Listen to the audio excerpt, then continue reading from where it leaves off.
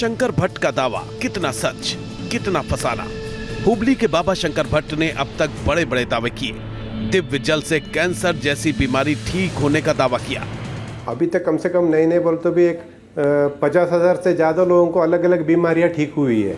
यहाँ तक कि शंकर भट्ट ने खुद को सिद्ध पुरुष बताया, जिस पर न्यूज नेशन के पैनल में शामिल हिंदू धर्माचार्य ने सवाल उठाया। गीता में अगर भगवान कृष्ण के जो वास्तविक विराट स्वरूप है, अर्जुन को उसको दिखाना है, तो अर्जुन को भगवान को दिव्य दृष्टि देनी पड़ी, ऐसे वो स्वरूप को नहीं देख पाए। तो एक जो सिद्धि प्राप्त करने वाला विषय है, उस विषय को लेकर मैं सहमत नहीं हूं। अब सवाल ये कि क्या शंकर भट्ट के दावे विज्ञान की कसौटी पर खरे उतरेंगे? क्या न्यूज नेशन के पैनल में शामिल मनोवैज्ञानिक उनके जवाब से संतुष्ट होंगे? आपकी भी तो जिज्ञासा रही होगी कि क्या तुम वो वाली दवाइयां जो डॉक्टर ने कही थी वो खा रहे थे, कि अब तुमने छोड़ दी, कि सिर्फ पानी के सहारे थे? आगे शो में देखिए कैसे शंकर भट्ट के दावों को लेकर हिंदू धर्माचार्य और मनोवैज्ञानिक आपस में भिड़ गए। जस्टिफाई करे जा रहे हो सनातन धर्म। अरे फाउंडेशन ही गलत है, अपमान है मूर्ति का। मैं कह रहा हूं अपमान है उस मूर्ति का। आगे इन सब के बीच सवाल ये भी कि क्या आज शंकर भट्ट के विश्वास की जीत होगी या विज्ञान की? शंकर जी, आपकी अब तक की बातों से तो पैनल के पहले मेहमान आश्वस्त दिखे, लेकिन एक बात से राज जी ने आपत्ति जताई कि सिद्धि हासिल करने की जो बात आपने कही ना, उससे थोड़ा सा वो आपके साथ रूबरू नहीं होगा। हाँ, मैं उस पर सहमत नहीं हूं। तो हर पूर्णतः मैं एक बार इनकी बात ले लेता हूँ, फिर मैं अजय जी आपको। वो नहीं, वो मेरी पर्सनल है। देखिए महाराज, पर्सनल पर अगर सिद्धि पर आप आएंगे तो मैं आपसे कुछ पूछ लूंगा, फिर दिक्कत होगी। वो मतलब इसमें उसका कोई लेना देना नहीं है। मैं एक बार शंकर भट्ट साहब कह रहा हूं, सिद्धि पर आएंगे तो मैं बहुत कुछ पूछ लूंगा, वो इसमें कुछ लेना देना नहीं है। और मैं इतना जानता हूं कि ठीक है, आप बहुत विद्वान होंगे, मैं आपका सम्मान करता हूं, लेकिन जो मैं पूछने जाऊंगा उस पर उत्तर होगा नहीं, है मैं कंफर्म जानता हूं। इस बात को ध्यान रखिए। इसलिए सिद्धि वाली बात को हम सब लोग भगवान के भक्त हैं, भगवान के सेवक हैं, सनातन को आगे बढ़ाएं। सिद्धि वो है जो विज्ञान कहता है ना, पर सनातन वास्तविक विज्ञान है। तो ऐसे कंडीशन के अंतर्गत हम ये ना कहें कि मुझे सिद्धि प्राप्त है। जब हम सिद्धि प्राप्त की बात करते हैं ना, तो लोग भगवान की तरफ ना बढ़ करके हमें ही भगवान मान लेते हैं। तो हमें स्वघोषित भगवान अपने आप को नहीं बनाना चाहिए। आपने मूर्ति रखी है, मूर्ति स्नान करके चरणामृत देते हैं, मैं सहमत हूं, लेकिन आप ये कहें कि नहीं जी वो चरणामृत मैं देता हूं इसलिए ही फायदा होता है, वहां मैं असहमत हो जाऊंगा। तो ऐसे कंडीशन में सिद्धि वाली जहां तक बात होगी, वहां पर मैं एक प्रश्न करूंगा और मुझे पता होगा। जवाब शंकर जी से। हाँ शंकर जी बोलिए।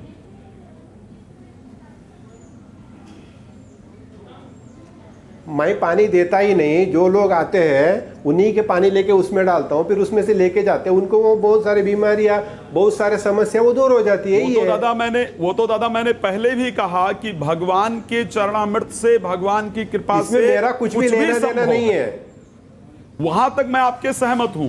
असहमत मैं सिर्फ सिद्धि पर हूं। आपने जब बात कर रहे थे रोहित जी आपके साथ, जब पहला वर्ड आपने कहा कि मैंने सिद्धि प्राप्त की, तो मुझे वहां पर मेरा दिमाग खनक जाता है कि मुझे सिद्धि प्राप्त हो जाए। हाँ, किसी व्यक्ति को भगवान प्राप्त हो जाए, सिद्धि प्राप्त हो जाए।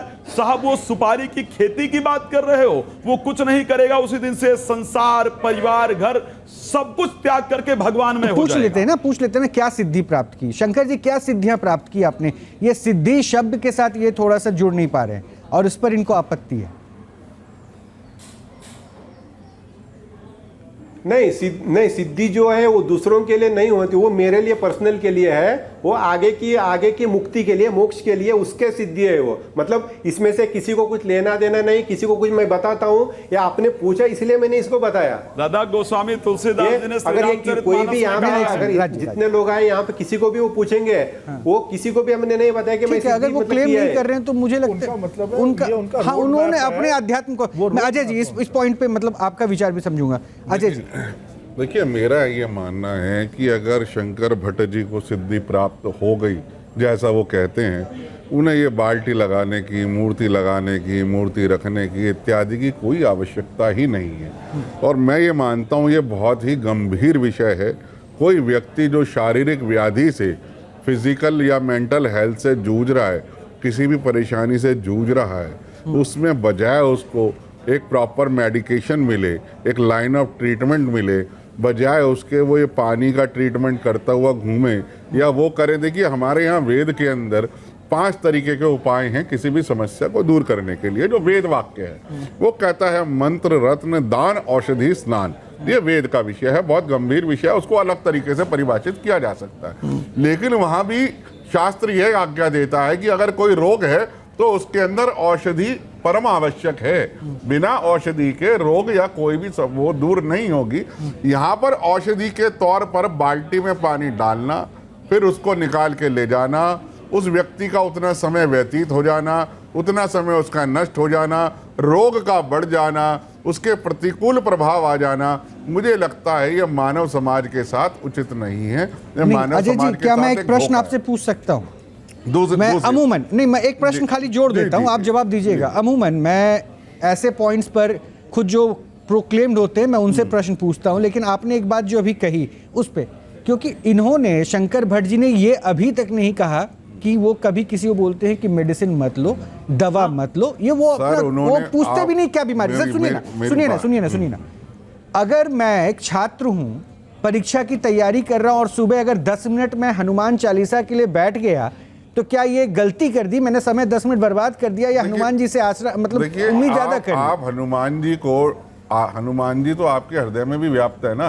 हनुमान जी को ढूंढने के लिए शंकर भट्ट जी के यहाँ तक आने की आवश्यकता क्यों है आपको? हनुमान जी तो आपके घर में भी व्याप्त हैं। हनुमान चालीसा तो आपको कंठस्थ है, तो फिर उसके लिए एक बाल्टी पानी की आवश्यकता क्यों? मेरी बात आप समझ रहे हैं? हनुमान जी तो सर्वत्र हैं। फिर नहीं ठीक है, अष्ट चिरंजीवी हैं। मैं आपकी बात से सहमत महाराज मैं अपनी बात पूरी कर लूं, फिर मैं आता हूं आपके पास भी। हनुमान जी तो सर्वस्त्र अष्ट चिरंजीवी हैं, इस लोक में भी व्याप्त हैं। कहाँ उन्हें ढूंढने जाएंगे हम? एक बाल्टी पानी के अंदर लेके ढूंढने जाएंगे? फिर बालाजी मंदिर में दर्शन के लिए क्यों जाते हैं? बालाजी मंदिर तीर्थ की, वहां तीर्थ क्षेत्र की महत्वता, फिर वहां समय बर्बाद नहीं हो रहा। अगर आप कह रहे हैं अजय जी, तो फिर मैं शायद इत्तेफाक नहीं रखता। शास्त्रोक्त जवाब दे रहा हूं, मैं शास्त्रोक्त जवाब दे रहा हूं। जहां मंदिर में है देव दर्शन की और मंदिर के दर्शन की महत्वता अलग बताई गई है कि तीर्थ क्षेत्र में, सिद्ध क्षेत्र में जाने की महत्वता क्या है।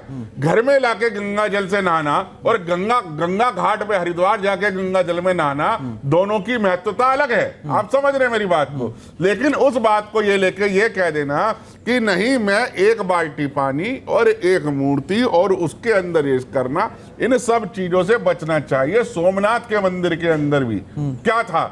हम लोग इसीलिए शांत रहे कि त्रिशूल एक हवा के अंदर लटका रहा, किसी भी कारण से लटका रहा कि भाई हमने कहा कि नहीं हमारी सिद्धियां हैं, वो आके रक्षा करेंगे, मुगलों से रक्षा नहीं कर पाए। नतीजा ये हुआ सोमनाथ का मंदिर लूटा गया।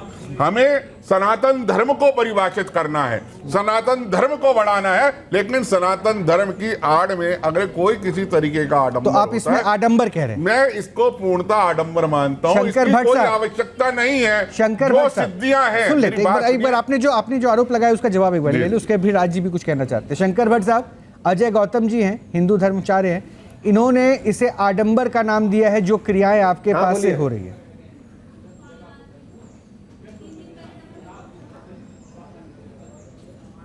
इसमें मेरा कुछ भी नहीं है। आप चाहे तो यहाँ पे चेक कर सकते हैं, कोई भी आके चेक कर सकते हैं, मेरा कोई ऑब्जेक्शन नहीं है।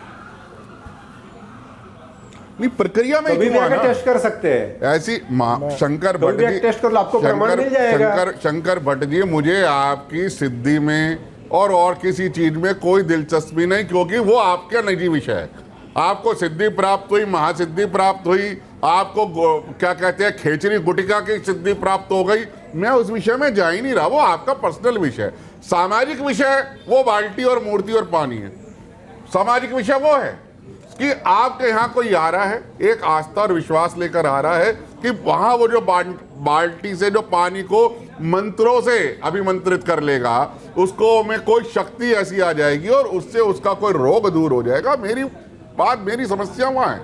ठीक है, हमारे यहाँ कौन आदमी ऐसा है जो भगवान का कोई ना कोई नाम ना लेता हो, जिसने कोई ना कोई इष्ट ना लिया हो, कोई ना कोई गुरु ना ले रखा हो, तो उसको छोड़ के एक बोल सकते हैं शंकर जी, अपनी बात रख सकते हैं। आप अपना पक्ष रखिए, आप अपना पक्ष रखिए, क्योंकि आडंबर इन्होंने कहा है और कहा है कि आप जो है लोगों को गुमराह कर रहे हैं।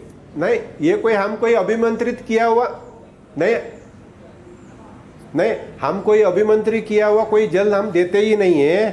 हाँ, सिर्फ जो मूर्ति है, जो भी आप आके डाल दो, जो भी आते हैं पानी डालते हैं, लेके जाते हैं, बस यही है। इसमें से अगर उन लोगों को अगर सब बहुत सारे बीमारियां, बहुत सारे समस्या को दूर होती है तो अच्छी बात है ना, इसमें बुरा कहाँ से आ गया? अजय जी, इसमें बुरा कहाँ से आ गया? मैंने वही कहा, देखिए बुरा है लोगों की श्रद्धा का दोहा। अगर सपोज करिए, मेरी बात समझिए, कोई व्यक्ति आ गया, वो श्रद्धा से ले गया कि भाई मेरी तो ये जो मेरे को कैंसर का रोग है वो इस मूर्ति के जल को मैं लेके जा रहा हूं, और कल को वो व्यक्ति ठीक नहीं होता और वो व्यक्ति काल का ग्रास बन जाता है, तो श्रद्धा का दोहन होगा या नहीं होगा? वो क्या कहेगा, अरे नहीं भाई कुछ नहीं होता, इन सब चीजों में कोई मैं पता नहीं क्यों मैं आज पहली बार ऐसा हो रहा है कि मैं आ रहा हूं कपिल जी आपके नहीं हो सकता है कि मैं आपकी बात से आज क्यों नहीं इत्तेफाक कर पा रहा, क्योंकि फिर मैं भी तो मंदिर जाता हूं अपनी दुआ लेके, और अगर दुआ पूरी नहीं तो थोड़ी ना भगवान से। अजय जी, इसको पहले जरा आध्यात्मिक तौर पे आप इसको समझाइए। देखिए देवालय में भी क्या कोई गारंटी कार्ड है? यही तो कह रहा हूं, तो फिर क्या प्रारब्ध है? कहां से विश्वास खत्म हो जाएगा? मैं इसी पर तो बात कर रहा हूं। देखिए सिंपल सी बात है कि एक फेत वाले वहां लोग आकर के, वो व्यक्ति ये नहीं कह रहे कि मैं बाल्टी से जल दे दूंगा आप ठीक हो जाएंगे, ये तो नहीं क्लेम किया उन्होंने।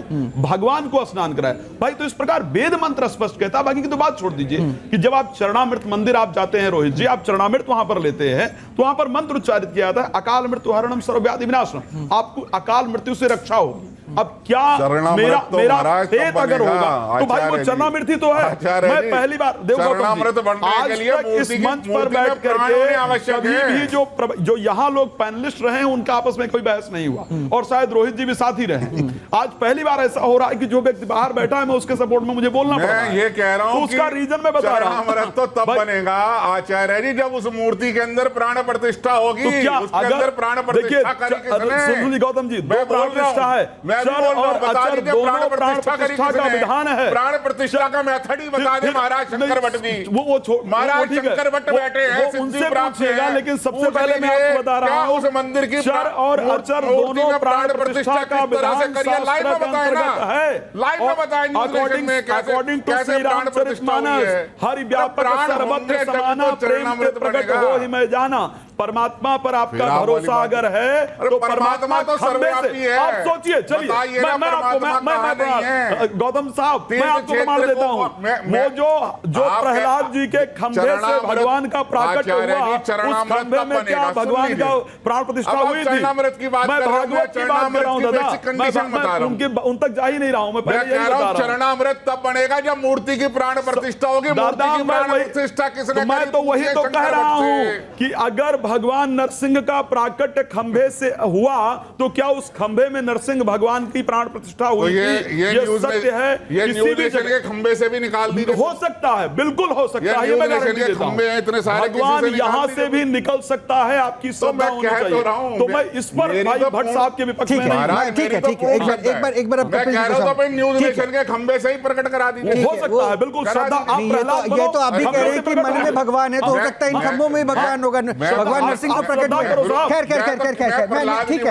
ठीक है, विश्वास का अपना तरीका हो। एक करके अजय जी हो गया, कपिल जी अजय जी ठीक है, हो गया अजय जी ठीक है। कपिल जी क्या मतलब अभी तक आपने क्या? मैं आपको बता दूं, देखिए इसमें कोई जो ये कर रहे हैं, देखिए एक तो हमारे देश में हर्ड मेंटालिटी होती है, एक फेथ हीलिंग होती है, ठीक है ना। इन्होंने कुछ नहीं क्लेम किया, इन्होंने ये नहीं कहा कि भाई मैं कुछ कर रहा हूँ। इनको ये तक नहीं मालूम, जो मुझे अभी तक समझ आया है, कि लोग कौन सी बीमारी लेके आते हैं। ये कहते हैं लोग आते हैं, पानी चढ़ाते हैं हनुमान जी पे और वो पानी को लेके जाते हैं। किस तरह की बीमारियां ठीक हुई हैं आपके यहाँ पे?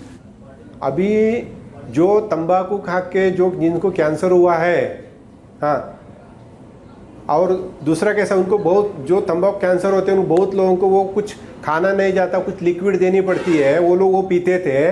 तो वो लोग जो यहाँ से पानी पी के गए, पानी मतलब पानी लेके गए और दररोज वो पीते थे घर में, तो महीना भर में वो लोग खाना खाने लगे। पर वो बस यही है। तो जो वो महीना जिसको ठीक है वो ठीक हुआ है, तो जो जिसको अस्थमा है वो ठीक हुआ है। आप कह रहे हैं जो महीने भर में या अस्थमा और जिसका पैर का जलन होती है शुगर की वजह से, जो बहुत सारे लोग आते हैं, वो ठीक हुआ है। तो वो तो आते हैं ना। तो जब वो नहीं आपके पास आते हैं, कोई पब्लिसिटी तो करते नहीं है, आप बात ठीक है, आते नहीं है, आपके पास आते, मुझे उससे कोई प्रॉब्लम नहीं है। मैं आपसे सिर्फ ये समझ रहा हूँ, जो लोग आपके पास आते हैं वो साथ में, जो रोहित जी ने भी आपसे पूछा था, आप वो अपनी जो दवा वगैरह है वो भी साथ में लेते होंगे।